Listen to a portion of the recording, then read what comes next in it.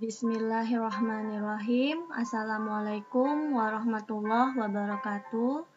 Pada sesi ini kita akan membahas mengenai akuntansi persediaan pada pemerintahan daerah, dan untuk akuntansi investasi itu akan kita bahas pada sesi berikutnya. Nah, adapun referensi utama yang dipakai sebagai acuan itu saya menggunakan akuntansi pemerintah daerah dengan penulisnya Ibu Yesi Mutia, Ibu Desmiawati, dan Bu Nur Azlina. Nah, ini adalah cetakan yang terbaru tahun 2020 dengan penerbit Kamedia Yogyakarta. Selain menggunakan referensi utama, kita juga ada buku pendukung untuk latihan di rumah maupun di kelas, yaitu dengan menggunakan buku Pratikum Penyusunan Laporan Keuangan Pemerintah Daerah edisi terbaru ya, yaitu edisi kedua tahun 2019 dengan penerbit Salemba 4. Selain referensi utama ini, kita juga ada beberapa referensi pendukung, dan itu bisa dilihat pada akhir slide ini. Oke, kita langsung aja pada materinya, yaitu mengenai akuntansi persediaan. Nah, di sini tujuan pembelajarannya adalah membahas tentang perlakuan akuntansi persediaan. Jadi, perlakuan akuntansi persediaan itu apa saja yang akan dijelaskan, yaitu tentang definisi persediaan, kemudian apa saja klasifikasi yang berkaitan dengan akun persediaan, kemudian penjelasan tentang pengakuan, pengukuran, penyajian, dan pengungkapan persediaan. Dan di sini juga dijelaskan secara spesifik tentang sistem pencatatan persediaan dan juga penilaian persediaan. Oke, kita masuk ke poin pertama ya, mengenai definisi persediaan. Ya, untuk persediaan juga saya yakin adik-adik semua sudah tidak asing lagi ya dengan apa itu persediaan. Jadi persediaan ini dia adalah kategori dalam aset lancar ya, dalam bentuk barang ataupun perlengkapan. Nah, ini dimaksudkan untuk mendukung kegiatan operasional pemerintah daerah. Nah, selain itu juga bisa juga barang tersebut untuk dijual. Ya, misalnya rumah sakit daerah, rumah sakit pemerintah. Nah, mereka kan juga menjual obat-obatan. Nah, kalaupun tidak untuk dijual, ada juga barang yang diserahkan dalam rangka pelayanan kepada masyarakat. Nah, semua itu adalah tergolong ke dalam persediaan. Kemudian, apa saja klasifikasi persediaan? Nah, tadi seperti menggambarkan dari definisinya, ya. Klasifikasi persediaan itu yang pertama dia adalah perlengkapan. Nah, perlengkapan yang digunakan dalam rangka kegiatan operasional pemerintah daerah. Misalnya, kebutuhan alat kantor. Nah, alat tulis kantor itu bisa masuk ke dalam persediaan. Kemudian di pemerintahan juga ada yang namanya kebutuhan akan materai. Nah, itu juga bisa dimasukkan dan lain sebagainya. Kemudian yang kedua itu adalah perlengkapan yang akan digunakan dalam proses produksi. Dan yang ketiga, barang dalam proses produksi yang dimaksudkan untuk dijual ataupun diserahkan kepada masyarakat. Dan yang keempat, itu adalah barang yang disimpan untuk dijual atau diserahkan kepada masyarakat dalam rangka kegiatan pemerintahan. Dan yang kelima, itu klasifikasi persediaannya itu adalah untuk persediaan dalam kondisi yang rusak ataupun usang yang tidak dilaporkan dalam neraca, tapi itu wajib diungkapkan dalam CALK. Jadi pada dasarnya untuk klasifikasi persediaan itu tidak jauh berbeda ya dengan yang ada di dalam standar akuntansi pemerintahan dan standar akuntansi keuangan. Oke, kita masuk pada poin pengakuan persediaan. Jadi pengakuan persediaan ini ada menggunakan dua pendekatan, yaitu pendekatan aset dan pendekatan beban. Jadi kita bahas dulu yang pendekatan aset. Nah, untuk pendekatan aset ini, pengakuan beban persediaan diakui ketika persediaan telah dipakai atau dikonsumsi. Nah, itu kalau pendekatan aset. Jadi, ketika dibeli, dia belum diakui sebagai beban. Nah, kapan diakui sebagai beban? Ketika dia sudah terpakai. Nah, itu yang dimaksud dengan pendekatan aset. Kita langsung ke contoh soalnya saja ya. Nah, di sini ceritanya pada tanggal 1 Februari 2017, Dinas Pendidikan membeli alat tulis kantor sebesar 275 juta dengan menerbitkan SP2DGU. Nah, sampai akhir tahun pada tanggal 31 Desember 2017, ATK yang telah digunakan itu adalah sebesar 150 juta. Nah, bagaimana dengan pencatatannya? Nah, pencatatannya karena dia adalah pendekatan aset, maka ketika dibeli pada tanggal 1 Februari 2017 itu diakui sebagai aset lancar, yaitu persediaan ATK di debit sebesar 275 juta. Kreditnya adalah kas di bendahara pengeluaran karena pembelian ATK dilakukan secara tunai dengan diterbitkan SP2DGU, ganti uang. Nah, kalau diterbitkan SP2DGU berarti dinas terkaitlah yang menjalankan aktivitas ini, sehingga yang dikredit adalah kas di bendahara pengeluaran. Nah, bagaimana dengan jurnal LRA-nya? Nah, harus ditulis ya, karena sistem pencatatan di pemerintahan itu triple entry ya. Jadi selain jurnal keuangan yang dibuat, juga ada dibuat jurnal anggarannya. Nah, di 1 Februari tahun 2017 tersebut, kalau jurnal keuangannya adalah persediaan pada kas, maka jurnal anggarannya adalah belanja persediaan di debit, dan kreditnya adalah perubahan sal sebesar 275 juta. Nah, kenapa dikatakan untuk jurnal anggarannya ini di debit belanja persediaan? Balik lagi ya, dasar pencatatan untuk jurnal anggaran itu adalah cash base, sedangkan jurnal keuangan adalah accrual base. Nah, di sini pada pendekatan aset, ketika dilakukan pembelian itu belum diakui sebagai beban, ya, karena belum digunakan, maka dia adalah diakui sebagai persediaan ATK.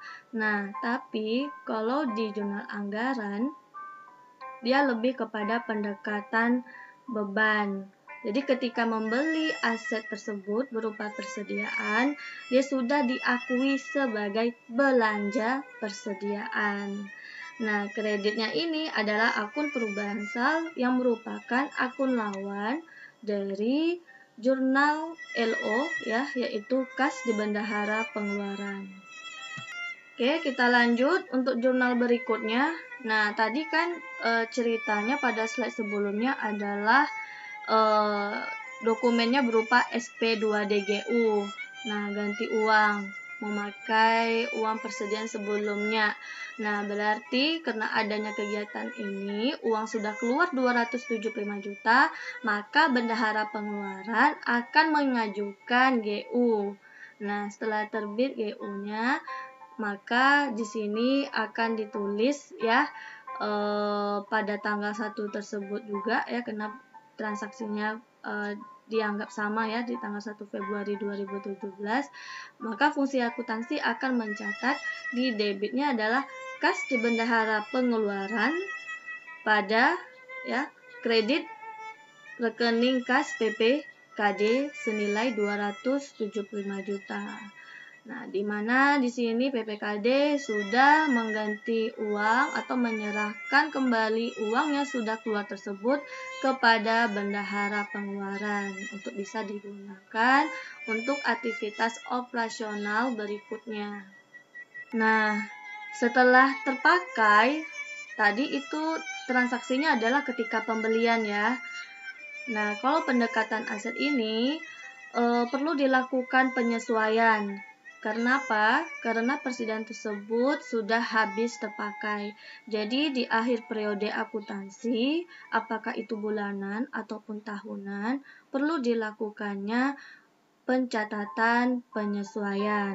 Nah, di sini kita anggap di akhir tahun ya, di tanggal 31 Desember 2017 nanti, di situ harus dicatat. Nah, tadi sesuai dengan soal sebelumnya, yang terpakai adalah sebesar 150 juta. Maka perlu dicatat, di debit adalah beban persediaan ATK, kreditnya adalah persediaan ATK sebesar 150 juta. Nah, sekarang kita bahas yang kedua, yaitu pendekatan beban. Nah, maksudnya apa? Nah, setiap pembelian persediaan akan langsung dicatat sebagai beban. Nah, ini dia kalau pendekatan beban, berbeda dengan pendekatan aset. Kalau pendekatan aset, ketika dipakai, baru diakui atau dicatat sebagai beban. Ketika pembelian tidak. Nah, kalau pengakuan persediaan dengan menggunakan pendekatan beban, ketika pembelian ini sudah diakui sebagai beban. Kita langsung ke contoh ya. Nah, contohnya pada tanggal 1 Februari tahun 2017, SKPD menerbitkan SP2DLS untuk pembelian persediaan berupa 25 rim kertas HVS seharga 1 juta dan 20 pak spidol seharga 2 juta. Nah, ini perlu diperhatikan kalau contoh sebelumnya adalah SP2DGU. Nah, kalau ini adalah SP2DLS. Nah, jadi kira-kira bagaimana pencatatannya? Oke, kita lihat ya untuk pencatatannya. Ingat, ini jurnal LO pada 1 Februari. Jika dia menggunakan pendekatan beban, maka yang didebit adalah beban persediaan ATK. Nah, jadi berbeda dengan yang tadi ya. Kalau dia pendekatan aset, tidak ada muncul akun beban, tapi langsung dia sebagai persediaan. Nah, kalau dia pendekatan beban, ketika membeli itu sudah diakui dan dicatat sebagai beban. Kemudian RKPD ya, kreditnya adalah RKPD karena di sini formulirnya, dokumennya itu, dokumen transaksinya berupa SP2DLS. Nah, kalau LS berarti langsung ke rekening kas, bukan melalui kas bendahara pengeluaran. Ya, senilai 3 juta karena harga HVS plus spidol. Karena untuk jurnal LRA-nya ya, karena dia adalah secara tunai ya, sama seperti pencatatan sebelumnya ya. Kalau jurnal anggaran itu tidak mengenal yang namanya pendekatan aset dan pendekatan beban karena dia pencatatannya sama-sama diakui ketika pembelian itu sudah diakui sebagai belanja, maka di debitnya adalah belanja ATK pada perubahan sal sebesar 3 juta. Nah, belanja ATK ya, ini yang membedakan dengan jurnal LO dan jurnal LRA. Ingat, jurnal RA ini adalah jurnal anggaran ya, seperti yang kita ketahui itu dasar anggaran kita adalah berasal dari APBD, anggaran pendapatan dan belanja daerah, bukan beban ya, bukan anggaran pendapatan dan beban daerah tapi belanja. Maka akunnya ini adalah belanja. Sedangkan akun perubahan sal ini adalah merupakan akun lawan dari RKPPKD. Nah, karena tadi kita sudah ada dilakukan pembelian di awal periode, maka di akhir periode akuntansi perlu dilakukan stock of name, ya, melakukan penghitungan antara nilai persediaan yang sudah tercatat maupun yang ada fisiknya di akhir periode tersebut. Maka di sini timbul selisih persediaan. Nah, di sini ya, berdasarkan pencatatan persediaan senilai 50 juta, hasil stock of name menunjukkan bahwa sisa obat-obatan adalah 49.900.000. Nah, sering kali juga ya terjadi selisih persediaan antara catatan persediaan menurut bendahara barang ataupun si pengurus barang ya, antara dengan catatan persediaannya. Nah, itu selisihnya kenapa bisa terjadi selisih persediaan itu bisa saja karena sudah terpakai atau mungkin karena hilang atau mungkin rusak gitu ya. Nah, jika selisih persediaan itu dipertimbangkan sebagai suatu jumlah yang normal, maka selisih persediaan ini diperlakukan sebagai beban. Nah, sebaliknya ya, jika selisih persediaan tersebut dipertimbangkan suatu jumlah yang abnormal, mungkin bisa jadi jumlahnya yang sangat besar dan signifikan, maka ini diperlakukan sebagai kerugian daerah. Nah, ini berdasarkan contoh ya, pencatatan persediaan sebelumnya 50 juta. Nah, hasil stock of name itu menunjukkan bahwa sisa obat-obatan 49.900.000. Terdapat selisih 100.000. Nah, kalau 100.000 dianggap selisih tersebut tidak signifikan. Ya, bisa jadi masuk ke dalam kategori normal. Nah, kalau dia kategori normal, nanti di akhir periode akuntansi perlu dilakukan penyesuaian ya. Kalau penyesuaian itu masuk ke dalam jurnal LO.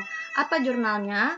Yaitu debit beban persediaan obat-obatan, kredit persediaan obat-obatan sebesar 100.000. Nah, ingat ya, jika dia selisih persediaannya itu tidak signifikan atau masih di batas normal, maka selisih tersebut diakui sebagai beban. Bagaimana jika sebaliknya? Ya, selisih persediaannya itu signifikan. Nah, asumsinya dari soal yang tadi ya, ternyata hasil stock of name-nya itu adalah 48 juta. Dari 50 ke 48 juta, selisih 2 juta. Wah, itu termasuk signifikan ya, tidak normal. Nah, tadi seperti yang sudah saya sampaikan, jika dia tidak normal, maka itu akan diakui sebagai kerugian daerah. Maka jurnalnya ya sama ya, ketika hasil stock of name tersebut kita harus mencatatnya dalam jurnal penyesuaian ya, masuk ke dalam kategori LO. Yang didebit adalah kerugian daerah ya, beban luar biasa strip kerugian daerah. Jadi itu masuk ke dalam akunnya ya, kerugian daerah beban luar biasa. Kreditnya adalah persediaan obat-obatan senilai 2 juta. Oke, kita masuk ke poin keempat, yaitu pengukuran persediaan. Ya, persediaan itu disajikan seberapa besar? Yang pertama itu disajikan senilai ya, biaya perolehannya. Nah, ini apabila diperoleh dengan pembelian. Kemudian untuk biaya perolehan ini itu tidak hanya sebatas harga pembelian barang tersebut ya, tapi kalau misalnya di situ termasuk ada yang namanya dibebankan biaya transportasi, biaya surat menyurat dan lain sebagainya, itu masuk disatukan sehingga menjadi biaya perolehan ya, apabila itu ditanggung oleh si pembeli. Yang kedua, pengukuran persediaan itu dengan ya senilai harga pokok produksinya ya, apabila diperoleh dengan memproduksi sendiri. Jadi bukan berdasarkan harga jual ya. Jika dia diperoleh dengan memproduksi sendiri, maka persediaan tersebut diukur sebesar harga pokok produksinya. Kemudian, jika persediaan tersebut diperoleh dengan cara yang lain ya, seperti donasi, hadiah, hibah, maka itu diukur dengan nilai wajar. Dan yang keempat itu jika persediaan itu berupa hewan ataupun tumbuhan ya yang dikembangbiakan, nah itu dia akan menggunakan nilai wajar. Jadi yang berhubungan dengan yang kategorinya aset biologis itu bisa diukur sebesar nilai wajar. Jadi untuk pengukuran persediaan, baik itu menggunakan standar akuntansi pemerintahan maupun standar akuntansi keuangan, itu tidak jauh berbeda. Oke, kita masuk pada sistem pencatatan persediaan. Di sini ada dua metode, yaitu menggunakan metode perpetual dan juga metode periodikal. Kita bahas dulu yang pertama ya, metode perpetual. Nah, metode ini umumnya digunakan untuk jenis persediaan yang berkaitan dengan operasional utama di SKPD dan membutuhkan pengendalian yang kuat.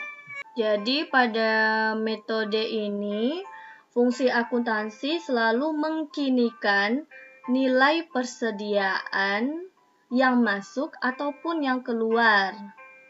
Nah, hal ini berarti pencatatan persediaannya menggunakan pendekatan aset.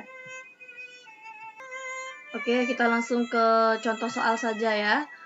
Pada tanggal 1 Desember 2017, Dinas Kesehatan Kota Madani membeli obat-obatan senilai 50 juta.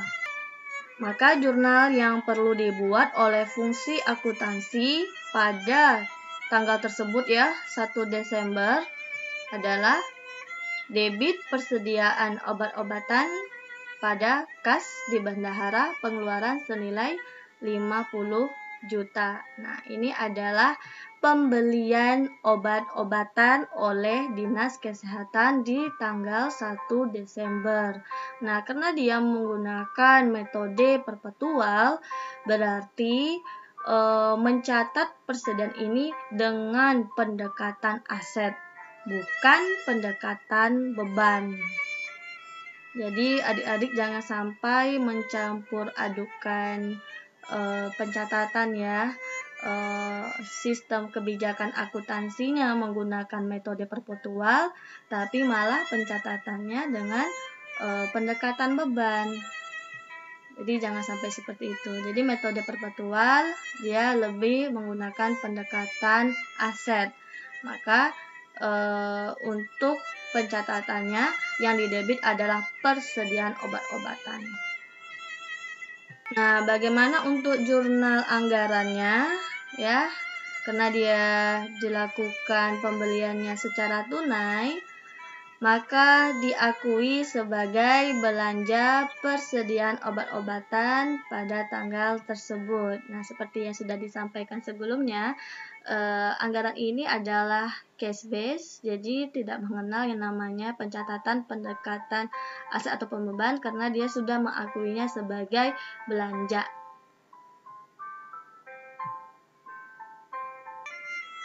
Oke, lanjut contoh berikutnya. Masih sama seperti dengan contoh yang tadi. Nah, kalau yang tadi itu adalah dinas yang membeli. Kalau dinas yang membeli sudah pasti itu mekanismenya GU. Nah, kalau misalnya dia mekanismenya LS pada dinas tersebut ya. Nah, ini contohnya. Jika SKPD melakukan pembelian persediaan dengan menggunakan LS, nah, kalau menggunakan LS ini berarti pengeluarannya langsung di rekening kas PPKD, bukan melalui bendahara pengeluaran. Nah, maka pengakuan persediaannya dilakukan berdasarkan berita acara serah terima barang. Nah, kalau sudah ada berita acara serah terima barangnya, bisa diakui persediaan tersebut dan dilakukan pencatatan. Maka jurnal LO-nya atau jurnal neracanya adalah Oke, ini dia jurnalnya ya, masih di tanggal 1 Desember. Sebelumnya itu adalah mekanisme GU dan ini adalah LS, di mana di sini debitnya adalah persediaan ATK senilai 50 juta, kreditnya utang belanja barang dan jasa. Nah, ini kenapa disebut utang? Nah, karena ini adalah merupakan aktivitas dari SKPD, sedangkan mekanismenya adalah LS, biasanya aktivitasnya itu adalah persediaan tersebut diterima dahulu oleh dinas, nanti baru pihak ketiga akan dibayarkan langsung oleh PPKD. Jadi ketika berita acara serah terima barang ini sudah terbit, bukan berarti langsung dibayarkan kepada pihak ketiga tersebut. Nah, jadi pihak ketiga menyerahkan barangnya dulu, baru nanti pihak ketiga akan mengambil dananya langsung ke rekening kas PPKD. Maka sebelum itu terjadi ya, karena berita acaranya sudah terbit, itu masih diakui sebagai utang. Nah, ini adalah ketika SP2DLS untuk pembayaran persediaan tersebut terbit ya. Anggap saja asumsinya di tanggal yang sama, si pihak rekanan itu sudah mengambil dananya langsung ke rekening kas PPKD. Maka karena sudah dibayarkan, yang didebit adalah utang belanja barang dan jasa, di mana sebelumnya itu adalah kredit ya, karena dia sudah dibayarkan utangnya, sudah lunas ya, maka dia posisinya di debit sebesar 50 juta. Kemudian ini adalah jurnal LO-nya ya. Kemudian jurnal anggarannya apa? Nah, jika sudah terbit LS tersebut, ya, tandanya sudah dilakukan untuk pembayaran persediaan, maka bisa dicatatlah jurnal anggarannya, yaitu di debit belanja persediaan pada perubahan sal sebesar 50 juta. Oke, kita masuk kepada metode pencatatan persediaan yang kedua, yaitu metode periodik. Nah, ini kebalikan dari perpetual ya. Kalau perpetual itu fungsi akuntansi langsung mengkinikan nilai persediaannya setiap barang masuk ataupun keluar. Sedangkan kalau metode periodikal itu fungsi akuntansi tidak langsung mengkinikan nilai persediaan setiap ada persediaan yang masuk ataupun keluar. Nah, sehingga jumlah persediaan akhir perlu dilakukan stock of name dan perlu dilakukan jurnal penyesuaian. Nah, ini kalau untuk pendekatannya ya, kalau perpetual dia menggunakan pendekatan aset. Nah, kalau dia periodikal itu menggunakan pendekatan beban.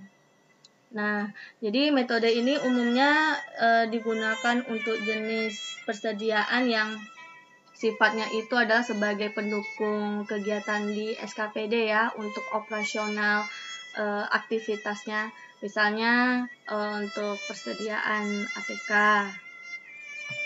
Kita langsung ke contoh saja ya. Pada tanggal 1 Desember 2017, Dinas Kesehatan Kota Madani membeli obat-obatan senilai 70 juta. Nah, berdasarkan stock of name, jumlah persediaan yang ada pada tanggal 31 Desember itu sebesar 20 juta. Nah, maka jurnalnya ya, kalau untuk pembelian tadi sudah kita bahas ya seperti apa jurnalnya. Kita langsung aja ke penyesuaiannya saja ya. di tanggal 31 Desember tersebut, di mana di situ harus dibuat jurnal LO-nya ya, untuk jurnal persediaan, jurnal penyesuaiannya untuk kategori persediaan di akhir periode akuntansi, yaitu debitnya adalah beban persediaan obat-obatan pada persediaan obat-obatan. Di persediaan obat-obatannya itu dikredit sebesar 50 juta. Dimana sebelumnya tadi di tanggal 1 Desember sudah dibeli senilai 70 juta. Nah, setelah stock of name ternyata persediaannya itu tersisa ya di tanggal 31 Desember itu adalah senilai 20 juta. Nah, 50 jutanya kemana? Nah, 50 juta itulah diakui sebagai beban persediaan obat-obatan pada persediaan obatan 50 juta. Oke, kita masuk ke poin berikutnya, yaitu penilaian persediaan ya. Untuk penilaian persediaan itu ada beberapa metode yang bisa dipakai. Yang pertama kita akan bahas itu dengan metode MPKP atau yang biasanya kita kenal sebagai FIFO ya. Metode masuk pertama, keluar pertama. Dalam metode ini ya, nilai barang-barang yang pertama kali dibeli itu merupakan nilai barang yang dipakai ya, ataupun dijual ataupun diserahkan pertama kali. Dengan demikian nilai persediaan akhir itu dihitung dimulai dari harga pembelian terakhir. Jadi maksud metode MPKP ini bukan berarti barang yang pertama kali dibeli itu juga yang keluar ya, tapi di sini penekanannya adalah nilai barangnya. Jadi nilai barang yang pertama itulah yang akan keluar. Nah, kita contoh saja ya, ini contohnya. Nah, ini contohnya pencatatan penilaian persediaan MPKP jika dia metodenya metode periodik. Nah, contohnya ya. Dengan metode MPKP, 350 rim persediaan yang tersisa dihitung mulai dari harga pembelian terakhir. Nah, di sini saya ambil contoh di buku ya, di mana sebelumnya ada transaksinya yang lebih komplit. Namun saya ambil untuk pembelian yang terakhir, di mana di situ sisanya adalah 350 rim. Nah, bagaimana cara kita untuk menghitung beban persediaannya? Nah, di sini formula beban persediaannya adalah persediaan awal ditambah pembelian dikurang persediaan akhir. Nah, di sini di contoh ya, asumsinya tidak ada persediaan awal, jadi 0 ya. Kemudian pembelian ya. Pembelian di sini ada 3 kali pembelian ya. Pembelian pertama itu 100 unit dengan harga 200.000 per unitnya. Namun karena sudah digunakan atau sudah terjadi penjualan, maka sudah habis ya. Maka inilah sisanya ya yang belum digunakan. Nah, ini dia pembeliannya ada 3 ya, ada 3 kali transaksi, yaitu 100 unit dengan harga 200.000 ditambah 200 unit ya, 200 rim dengan harga 200.000, kemudian 150 rim ya dengan harga per unitnya 150.000. Oke, nah ini sebelumnya harus kita hitung terlebih dahulu untuk mencari persediaan akhir. Persediaan akhirnya berapa? Nah, 350 rim yang ini adalah rinciannya. Itu kita harus hitung nilai persediaannya. Jadi dapatlah persediaan akhir ini nilainya sebesar 62.500.000 yang akan kita gunakan pada formula ini. Jadi dapatlah beban persediaannya sebesar 20 juta rupiah. Nah, maka kita di akhir periode akan menjurnal penyesuaian ya. yaitu debitnya adalah beban persediaan pada persediaan alat tulis kantor senilai 20 juta. Nah, ini jika dia menggunakan sistem pencatatannya metode periodik dengan penilaian persediaannya dengan metode MPKP. Nah, bagaimana dengan metode perpetual? Ya, ini penilaian persediaannya masih sama dengan metode MPKP, tapi pencatatannya metodenya perpetual. Nah, ini ya, modelnya hampir sama seperti yang sudah kalian pelajari di PA2 ya, mengenai akuntansi persediaan. Jadi itu tidak jauh berbeda ya. Jadi ini adalah kartu stoknya ya, di mana ada terjadi 3 kali pembelian transaksi dan 2 kali penggunaan ya, aktivitas penggunaan pada tahun tersebut. Nah, ini dalam ribuan rupiah ya. Oke, berdasarkan soal tadi itu terjadi pembelian di tanggal 12 Maret sebesar 100 unit ya, dengan harga per unitnya itu 200.000. Jadi ditotalin itu nilai persediaannya adalah 20 juta ya. Oke. Nah, ini ya harus kita resume ya, pembelian yang pertama. Kemudian ada pembelian yang kedua 200 unit dengan harga yang masih sama ya. Masih belum naik harganya 200.000 sehingga jumlah pembeliannya 40 juta. Nah, jadi nanti dalam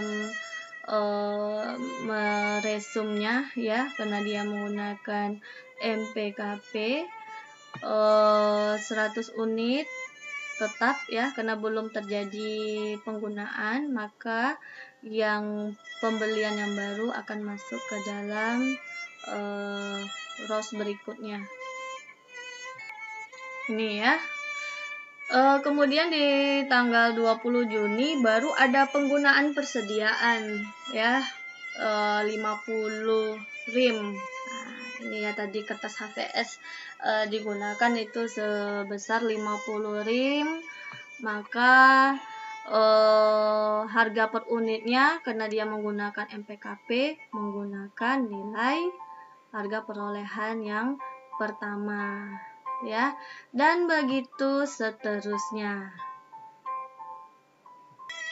Nah, seperti ini ya, karena sudah ada penggunaan maka dari 100 unit sudah keluar 50 unit, sisanya menjadi 50 unit. Oke, kemudian ada lagi pembelian berikutnya ya, pembelian berikutnya ini masuknya ke row yang ketiga ya, dimana row 1 dan 2 ini masih tetap sampai dengan transaksi berikutnya ya. Di berdasarkan tabel persediaan ini bisa dilihat berapa sih nilai persediaan akhirnya. Nah, nilai persediaan akhirnya itu adalah 62.500.000. Datangnya dari mana? Dari sini. Ya, ini adalah persediaan akhirnya. 40 juta ditambah 22.500.000. Dan berapa beban persediaannya? Beban persediaannya itu adalah yang sudah terpakai. Ya. Nah, yang sudah terpakai inilah diakui sebagai beban persediaan, itu 10 juta. Nah, jadi totalnya itu adalah 20 juta. Maka kita perlu menjurnalnya ya, menjurnal ketika sudah menjadi beban, karena ini adalah metode perpetual. Ingat, metode perpetual itu pendekatan aset ya. Ketika dia dibeli itu masih berupa aset. Nah, ketika digunakan baru diakui sebagai beban. Nah, tadi ketika digunakan itu pada aktivitas di tanggal 20 Juni dan 20 September 2017. Maka debitnya adalah beban persediaan ATK, kreditnya adalah persediaan ATK senilai masing-masingnya itu adalah 10 juta rupiah. Oke, kita lanjut pada penilaian persediaan dengan metode yang kedua, yaitu dengan metode rata-rata tertimbang. Ya, dalam metode ini harga pokok merupakan harga rata-rata dari keseluruhan barang yang dimiliki pemerintah daerah. Nah, dengan demikian nilai persediaan tersebut dihitung juga berdasarkan harga rata-rata. Oke, kita bahas dulu ya. Untuk sistem pencatatan yang metode periodik ya, dengan penilaian persediaannya dengan metode rata-rata tertimbang. Nah, masih di contoh yang sama ya, dengan contoh yang sebelumnya. Di sini kita akan mencari beban persediaannya. Nah, di sini dikatakan bahwa tanggal 12 Maret ada terjadi pembelian sebanyak 100 rim ya, dengan harga per unitnya 200.000, maka total harganya 20 juta.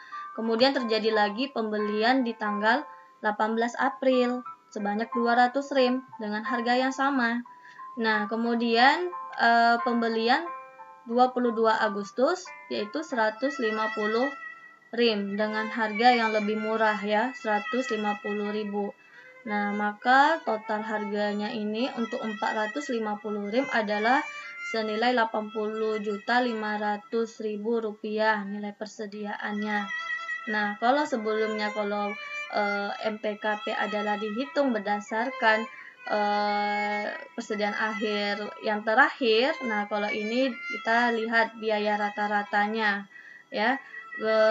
Biaya rata-ratanya adalah tadi sudah kita dapatkan angka 80.500.000 dibagi 450 rim. Jadi dapatlah per rimnya itu senilai 178.889